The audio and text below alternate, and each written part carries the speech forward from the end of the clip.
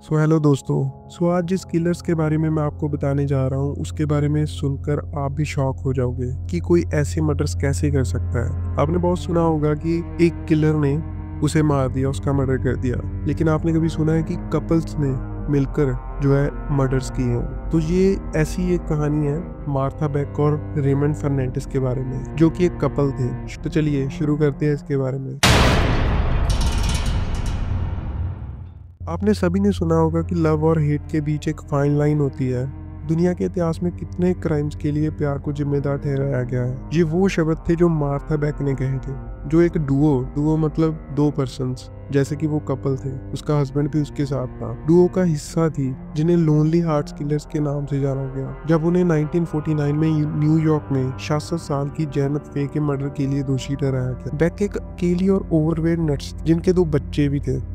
उन्होंने अपने दूसरे साथी रेमंड फर्नांडिस से उसी तरीके से मुलाकात की जिस तरीके से ये डुओ बाद में अपने विक्टिम्स को चुनता था।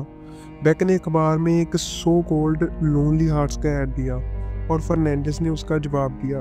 उस समय ये लोनली हार्ट्स पर्सनल एड्स का एक कॉमन रूप थी, जिन्हें अक्सर मेल्स या फीमेल्स द्वारा अखबारों में दिया जाता, जो फ्रेंडशिप, रोमांस या फिर मैट्रिमोनी की तलाश में होते थे, जैसे कि आजकल डेटिंग एप्स होती हैं। और ऐसे ही एक खतरनाक कपल की शुरुआत हुई। उसके बाद फर्नांडिस के पास पहले से एक पत्नी और 4 बच्चे थे, जिन्हें उन्होंने स्पेन में छोड़ दिया था। अमेरिका वापस लौटने के बाद उन्होंने ऐसे एड्स का जवाब देकर अपना रास्ता बनाया, फीमेल्स को उनकी लाइफ सेविंग से धोखा दिया और फिर गायब हो जाता था। उनका मानना था कि वो ऐसा करने में कैपेबल है, वुडू की पावर की वजह से। वुडू जैसे एक जादू होता है, उसकी पावर की वजह से, जिसे उन्हें एक सेलमेट ने सिखाया था जब वो कपड़े चुराने के आरोप में गिरफ्तार हुए थे। कानून से पहला सामना फर्नांडिस के लिए और भी गंभीर हो सकता था, जो एक शिपबोर्ड एक्सीडेंट के दौरान हुए चोट की वजह से हुआ था, जब एक स्टील हैच कवर उनके सिर पर गिर गया। ऐसा अनुमान लगाया गया कि इस चोट की वजह से फर्नांडिस की पर्सनैलिटी पूरी तरह बदल गई, जिसने न केवल उनकी पहली गिरफ्तारी बल्कि उनके बाद के आपराधिक जीवन में भी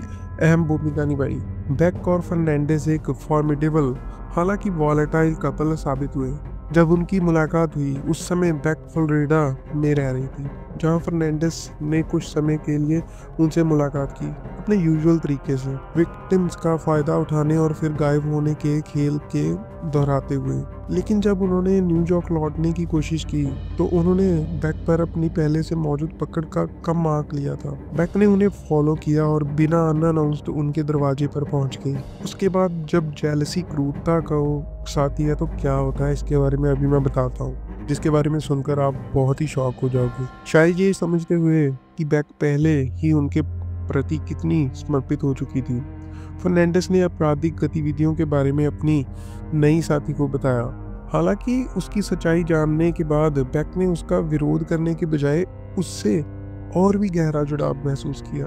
उन्होंने अपने 2 बच्चों को सैल्वेशन आर्मी को सौंप दिया था, ताकि वो पूरी तरह से फर्नांडिस को समर्पित हो सके और अकेली फीमेल्स के खिलाफ उनकी धोखाधड़ी की योजनाओं में उनका साथ देने लगे। इसमें बेक एक वैल्यूएबल लेकिन साथ ही एक फ्रस्ट्रेटिंग साथी भी साबित हुई। फर्नांडिस की बहन का रूप धारण करके बेक उनके इंटरप्राइज को एक लेजिटिमेसी का अभ्यास दे सकती और उनकी विक्टिम्स को सहज महसूस कराती थी। फीमेल्स अधिक आराम से फर्नांडिस से मिलने आती थी जहाँ उन्हें गर्भ लाती। जब घर में एक फीमेल भी मौजूद होती थी, हालांकि विक्टिम्स को आकर्षित करने के फर्नांडिस के प्रयासों में बेक की जेलसी रुकावट बन गई। यही जेलसी आखिरकार उस मर्डर का कारण बनी जिसके लिए उन्हें दोषी ठहराया गया। 1949 में 34 साल के फर्नांडिस की सगाई 66 साल की जेनेट फे से हुई, जो उनके लॉन्ग आइलैंड के अपार्टमेंट में उनके साथ रहने आई। कहा जाता है कि फर्नांडिस ने बेक से वादा किया था कि वो अपनी विक्टिम्स के साथ कभी शारीरिक संबंध नहीं बनाएंगे, लेकिन जब बेक ने फर्नांडिस और उनकी नई मंगेतर को एक साथ बिस्तर में पाया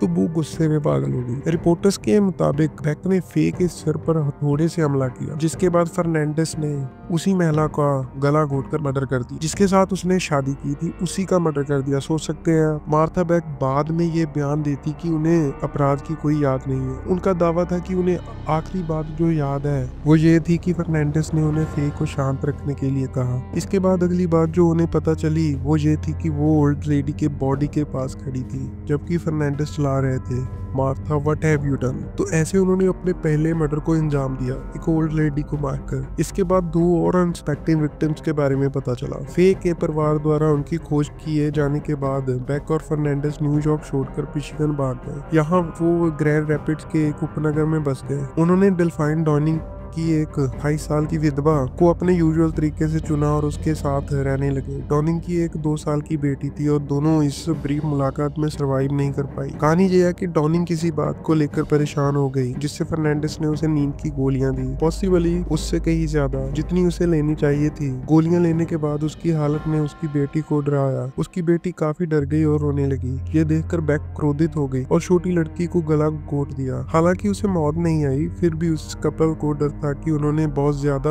दूर जा लिया और फर्नांडिस ने डॉनिंग को गोली मारकर का मर्डर कर दिया जब वो अभी भी नींद की गोलियों से बेहोश थी। सोच सकते हैं आप, जब कोई नींद की गोलियां खाकर बेहोश है उसे गोली मारकर ऐसे ही उसको मार दिया। के बाद इन मर्डर्स ने वुमन के वही लेडी के घर में कई और दिन गुजारे। हालांकि उसकी बेटी जानती थी कि कुछ गलत हो रहा है। थी तो वो 2 साल की, लेकिन कुछ ना कुछ उसको लग रहा था कि कुछ गलत हो रहा है और उसकी लगातार रोने की आवाज ने बेक को वही काम पूरा करने के लिए मोटिवेट कर दिया। उसने उसे शुरू किया। उसी यंग चाइल्ड को पानी की बाल्टी में डुबोकर मार दिया। दोनों बॉडीज को घर के बेसमेंट में दफन कर दिया। लेकिन शक्की पड़ोसियों ने जल्दी अथॉरिटीज को इस खतरनाक कपल के बारे में सूचना दी और 1 मार्च 1949 को बेक और फर्नांडिस को अरेस्ट कर लिया गया। इसके बाद इन्हें जब कोर्ट रूम में लेकर गए तो वहाँ बहुत भीड़ हो गई। मैं कोई एवरेज मर्डर नहीं हूँ, फर्नांडिस का कहना था जब पुलिस ने उन्हें गिरफ्तार किया। उन्होंने न केवल यहाँ 3 मर्डर्स की बात कबूल की बल्कि दर्जनों और मर्डर्स का भी कन्फेस किया। हो सकता है कि वो झूठ भी बोल रहा हो। उसने बोला कि वो लगभग 17 से 20 फीमेल्स को मारने की बात कन्फेस कर चुका है। वह हर समय उनके साथ थी और दोनों ने एक 73 पेज के कबूलनामे पर हस्ताक्षर किए जो इतना सनसनीखेज था कि ये नेशनल मीडिया में चर्चा का विषय बन। इस कबूलनामे ने बाद ही उन्हें वो निकनेम मिला जो आज भी उनके साथ है, लोनली हार्ट्स किलर। और इससे रिलेटेड ही फर्नांडिस का और क्या कहना था। उसने बोला कि प्यार के बारे में पब्लिक क्या जानती है। दोनों को जेनेट फे के मर्डर का दोषी पाया गया और दोनों को न्यूयॉर्क के सिंग सिंग जेल में इलेक्ट्रिक चेयर से मौत की सजा सुनाई गई जो मार्च 1951 में लागू की गई। हालांकि मौत भी लोनली हार्ट किलर्स के प्रति पब्लिक फैसिनेशन को समाप्त करने के लिए इनफ नहीं थी। हालांकि उनके क्राइम्स को उस समय के सिनेमा के लिए बहुत सनसनीखेज माना गया, फिर भी बेक और फर्नांडिस ने क्राइम्स को कई फिल्मों में अमर किया गया जिसमें 1970 में बनी कल्ट हिट थी हनीमून किलर्स शामिल है। हाल ही में बेक और फर्नांडिस के फिक्शनलाइज्ड वर्जन्स 2006 की फिल्म लोनली हार्ट्स में भी दिखाए गए हैं। ये फिल्म भी आप देख सकते हैं, इसमें पूरी डिटेल्स में बताया गया है। हालांकि बेक और फर्नांडिस को मौत की सजा की अवधि के दौरान एक तरह का लव हेट रिलेशनशिप लगता था, लेकिन दोनों ने अपनी मौत के समय एक दूसरे के लिए अपने प्यार का इजहार किया। फर्नांडिस ने बोला, मैं ये चलाना चाहता हूँ। फर्नांडिस ने अपनी मौत के लिए खींचे जाते हुए कहा, आई लव मार्था। जनता को प्यार के बारे में क्या पता। इस दौरान बेक ने अपनी मर्डर तक खुद अपनी पावर से चलकर जाने का निर्णय लिया और उन्होंने कहा, मेरी कहानी एक प्रेम कहानी है, लेकिन सिर्फ वही लोग समझ सकते हैं जो प्यार से तड़पते हैं। तो सोच सकते हो आपकी एक कपल ने कैसे इन क्राइम्स को अंजाम दिया। तो कैसी लगी आपको वीडियो? होप सो आपको अच्छी लगी होगी। तो अगर आपको अच्छी लगी तो प्लीज लाइक और कमेंट और शेयर जरूर करना। और ऐसी और मिस्ट्री किलर्स के बारे में, क्राइम्स के बारे में देखने के लिए सब्सक्राइब कर लेना मेरे channel. Thank you so much.